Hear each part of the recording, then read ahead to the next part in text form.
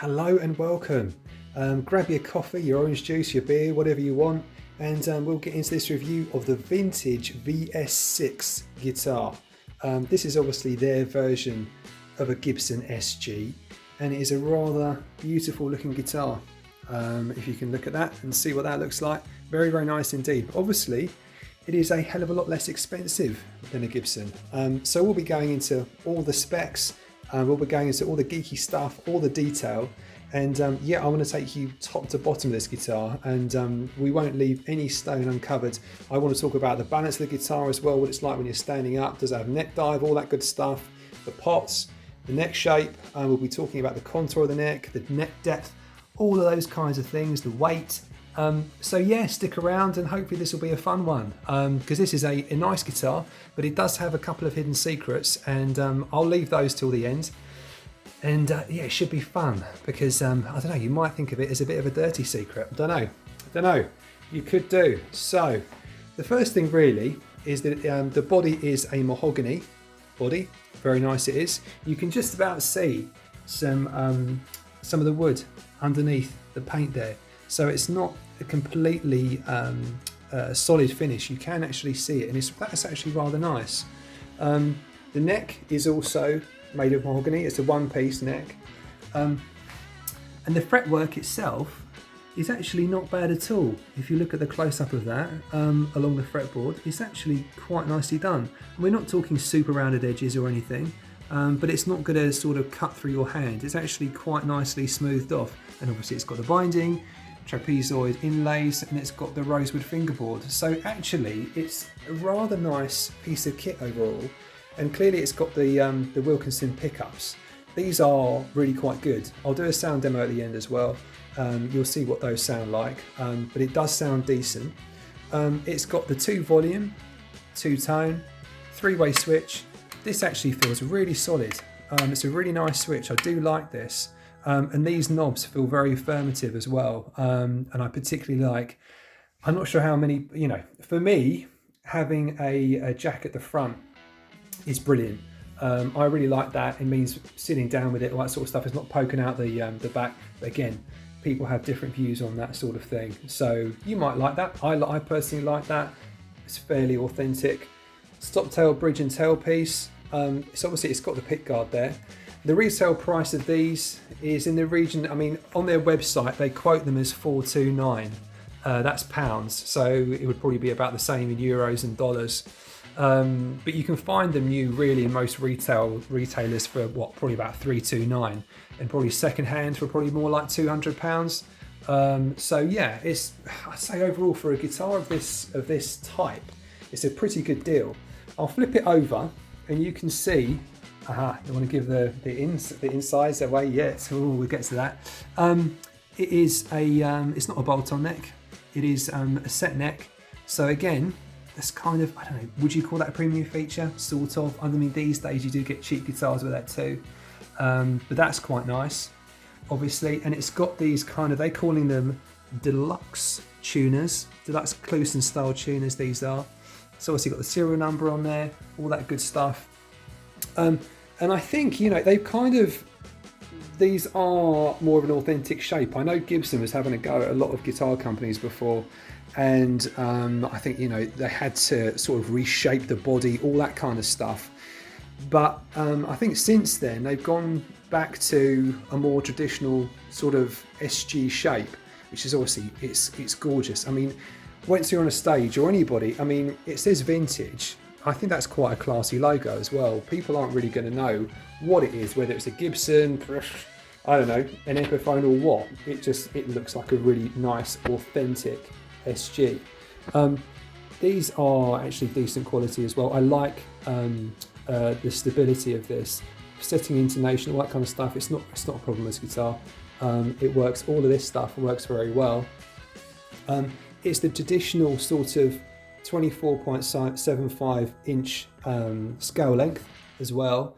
The nut they're calling a Graphtec new bone for smooth and friction-free string bending and tuning. So far it's been decent. I always lubricate the nut with a little bit of oil anyway, so that feels good. Now the neck itself, they're calling a soft C. Now that's kind of where we get into some of the geeky stuff, and I think it is a nice feeling shape. It isn't a particularly big neck. As I say, it's got a 43 millimeters width of the neck. The actual depth, and I'll show you that as I'm talking. The depth at the first fret is 21 millimeters or 0.83 inches, and at the 12th fret it's 23.1 millimeters or 0.91 inches. So it's not a super fat neck, but it's a decent sort of feeling neck. It's not, as I say, it's not going to offend anybody. The actual contour of the neck itself, that's what it looks like at the first fret. So again, you can see it's not sort of a really, really deep C, but it's a nice feeling C, and that's more what it looks like at the 12th. So again, it feels nice in the hand. It feels nice in the hand. I don't think it's going to offend anyone. This obviously has 22 frets as well, as you can see. 12, 15, 17, 18, 19, 20, 21, 22. Okay. Well, technically it says 22, but you might count that as the 23rd. Bit of a weird, but anyway, it's 22 frets. So we will get on to, I mean, the strap location isn't too bad. There and there. Again, that might offend some people, it might not. I know other people like to have it sometimes located in other places, depending on how you like your strap. Now, I've taken the liberty of taking the back plate off of this already, and you might have already spotted something which surprised me a bit when I opened this up. So that's what the back plate looks like. It's held on by 4 screws, fits quite nicely, no issues there. It actually has some shielding, which is super. I was very happy to see that. This part, I mean, it's a little bit rough, but I mean, it's not unexpected. I mean, you know, you get much higher end guitars looking like that. Now, what maybe isn't so perfect is the fact that it has smaller pots in there, which I was a little bit surprised to see. It actually is done quite nicely. You can see, you know, they've used a cable tie here, so it is quite tidy, and the pots actually work really, really well. So I'll leave it up to you whether you think that's a bit of a dirty secret or not. I was a little bit surprised when I saw that it had sort of quite small pots in here, not big, nice, chunky, fat pots, not like in my Slash Epiphone Les Paul Special 2, which has got quite big fat pots in it for a relatively inexpensive guitar. But there you go. These do work. They work very nicely, and you would never know that they were tiny pots in there. So in terms of upgrade, you might want to, if you're getting this car and you're a bit of a mod, this guitar and you're a bit of a modder, you might want to upgrade the pots. Up to you really. The pickups do sound good though, so I wouldn't be rushing out to do anything immediately. It does play well, feels good. So yeah, it is overall a very nice guitar. Having said that, I will get onto some playing and yeah, do a bit of a sound demo, and also I will show you what the neck dive is like, if it has any. So let's talk neck dive. Yeah, as you can see, this is kind of, so I'm wearing the strap there. This is where it comfortably sits. So I wouldn't say it really has much neck dive. I think most of the weight really is in the body. So although it is a light guitar, weighs 3 kilograms or 6 pounds and 9 ounces. I don't think you should have too many issues with it really. It seems to be all right. I mean, if you try and do that, obviously again, it depends on what kind of grippiness on your shoulder you've got on the clothing, but actually it stays like that too. So yeah, not bad at all, really, as far as SGs goes, because I know that can be a real problem. So here you go. So we'll do a few tones of the vintage VS6, and we'll start off on the bridge. So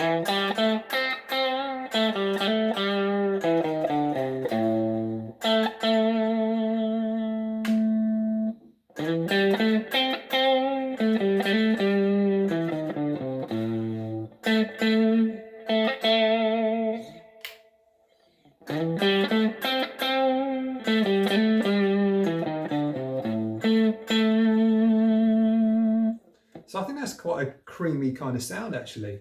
I think particularly the neck pickup I like. The bridge is okay. Let's do a little bit of...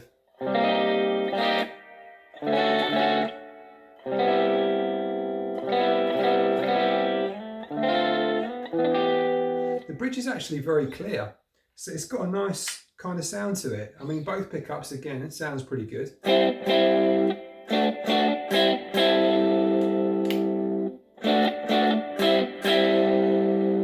I really do like that neck pickup. So I mean, if we look at, let's have a look a bit of roll. Yeah, if you roll off a bit of tone, I mean,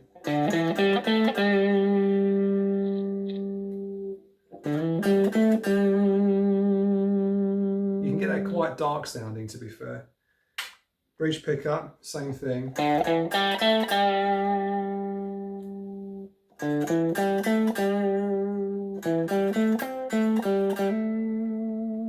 Yeah, so you can kind of, you know, you've got a variety of sounds there. It sounds rather nice, I have to say.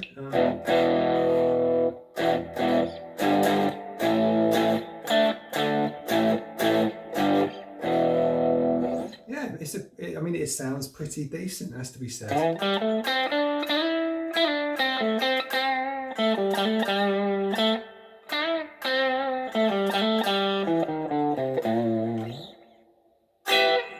Yeah, I think it's, I mean, overall, it's a very nice sounding guitar.